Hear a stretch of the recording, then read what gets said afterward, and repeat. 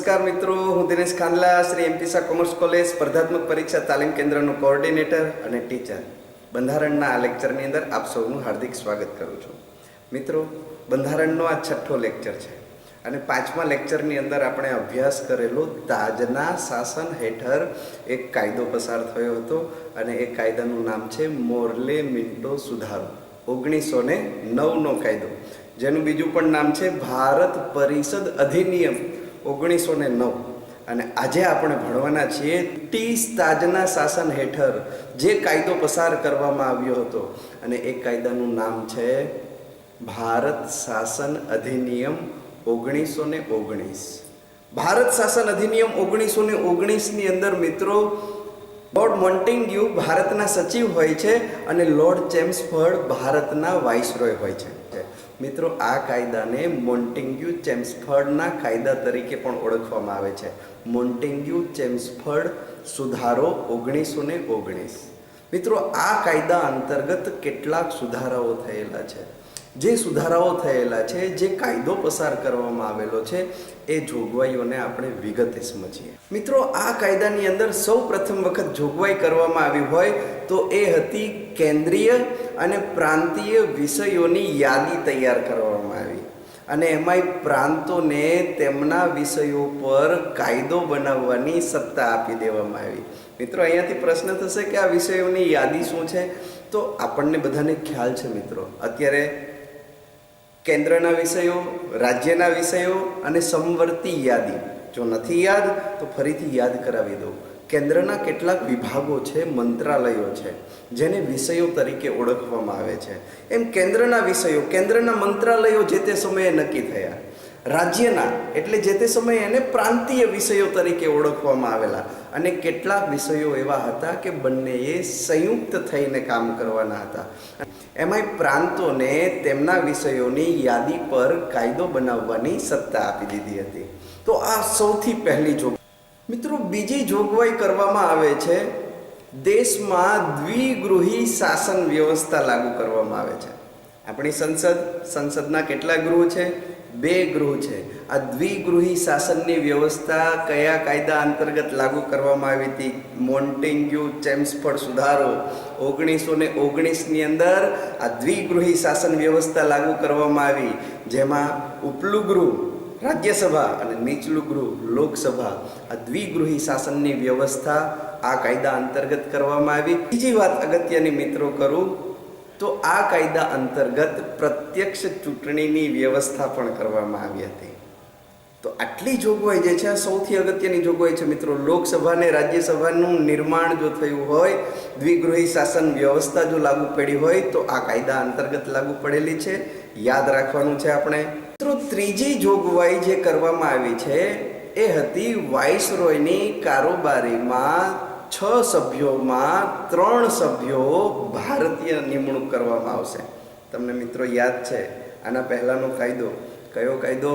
1909નો કાયદો. શું નામ છે? યાદ કરો. ભારતીય પરિષદ અધિનિયમ 1909. બીજું શું નામ છે એનું? મોર્લે મિન્ટો સુધારો 1909.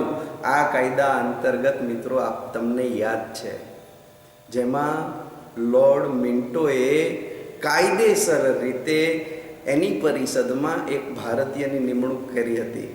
શું નામ છે એનું? યાદ કરો. યાદ ન હોય તો 5મા નંબરનો લેક્ચર જોવો, એને જોયા પછી કોમેન્ટ બોક્સની અંદર લખો મિત્રો. ત્યાર પછી મિત્રો અહીંયા આ કાયદા અંતર્ગત મોન્ટેગ્યુ ચેમ્સફર્ડ સુધારો 1919 અંતર્ગત વાઇસરોયની 6 સભ્યની પરિષદમાં 3 સભ્યો ભારતીય રહેશે. આ જોગવાઈ કરવામાં આવી અને એને પણ આપણે યાદ રાખવાનું છે મિત્રો, કેમ કે અહીંયાથી પણ પ્રશ્ન પૂછાઈ શકે કે વાઇસરોયની પરિષદમાં 3 ભારતીયોની જોગવાઈ નીચેનામાંથી કયા કાયદા અનુસાર કરવામાં આવી હતી? મોન્ટેગ્યુ ચેમ્સફર્ડ સુધારો 1919. બીજું પણ નામ છે ભારત શાસન અધિનિયમ 1919. મિત્રો, ત્યાર પછી ચોથી જોગવાઈ કરવામાં આવે છે આ અધિનિયમ અંતર્ગત 1926માં લોક સેવા આયોગની રચના કરવામાં આવે છે. લોક સેવા આયોગ શું છે?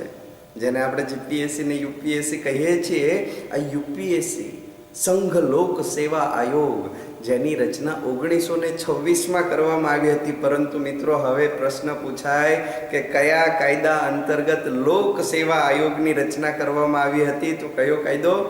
મોન્ટેગ્યુ ચેમ્સફોર્ડ સુધારો 1919, ભારત શાસન અધિનિયમ 1919. અને મિત્રો આ જ કાયદા અંતર્ગત, ભારત શાસન અધિનિયમ 1919ના કાયદા અંતર્ગત જ એક જોગવાઈ કરવામાં આવી કે હવે 10 વર્ષ પછી વૈધાનિક બાબતોની સમીક્ષા કરતો એક અહેવાલ રજૂ કરવાનો રહેશે. આની પણ જોગવાઈ કરવામાં આવી. આ વૈધાનિક બાબતોની સમીક્ષા કરતો અહેવાલ શું છે? ભારતની અંદર જે કાયદાઓ પસાર થયા છે, 1909ની અંદર પણ કાયદો પસાર થયો હતો, 1919નો આ કાયદો પસાર થઈ રહ્યો છે, અને આ 10 વર્ષ પછી આ કાયદાની ભારતમાં શું અસર થાય છે અને 10 વર્ષ પછી હજી કેવા સુધારા લાવવાની જરૂર છે, એવી સમીક્ષા કરતો અહેવાલ રજૂ કરવાની જોગવાઈ કરવામાં આવી. અને એના માટે એક કમિશનની રચના કરવામાં આવશે. પરંતુ મિત્રો 10 વર્ષ પહેલાં જ આ કમિશનની રચના થઈ જાય છે. 10 વર્ષ તમે 1919થી 10 વર્ષ ગણો એટલે 1929 થાય. પરંતુ 1929ની જગ્યાએ 1927ની અંદર સાયમન કમિશનની રચના થાય છે.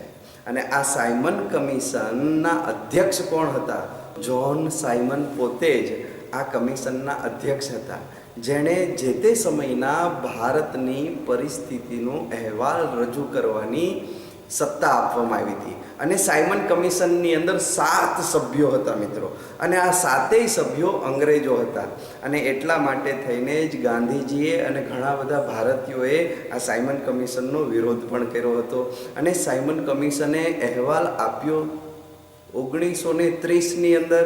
અને આ અહેવાલના આધાર ઉપર પાછો એક કાયદો બને છે, જે કાયદા ખૂબ અગત્યનો છે. એટલા માટે એના માટે પણ હું અલગથી વિડીયો બનાવીશ મિત્રો. ભારત શાસન અધિનિયમ 1935નો કાયદો, ખૂબ અગત્યનો કાયદો, જેના આધાર ઉપર આજનું આપણું બંધારણ 2/3 ભાગનું બંધારણ એ ભારત શાસન અધિનિયમ 1935ના કાયદા અંતર્ગત લેવામાં આવેલું છે. અને જ્યાં સુધી આપણા બંધારણનો અમલ ન કર્યો મિત્રો, ત્યાં સુધી ભારત શાસન અધિનિયમ 1935ના કાયદા પ્રમાણે આપણા ભારતનું શાસન પણ થયેલું છે આઝાદી પછી. તો આટલી જોગવાઈઓ જે છે એ ભારત શાસન અધિનિયમ 1919 અંતર્ગત કરવામાં આવેલી છે. મિત્રો, આપ સૌ અમારો આ વિડીયો જોઈ રહ્યા છો એ બદલ હું આપનો ઋણી છું. આપનો ખૂબ ખૂબ આભાર.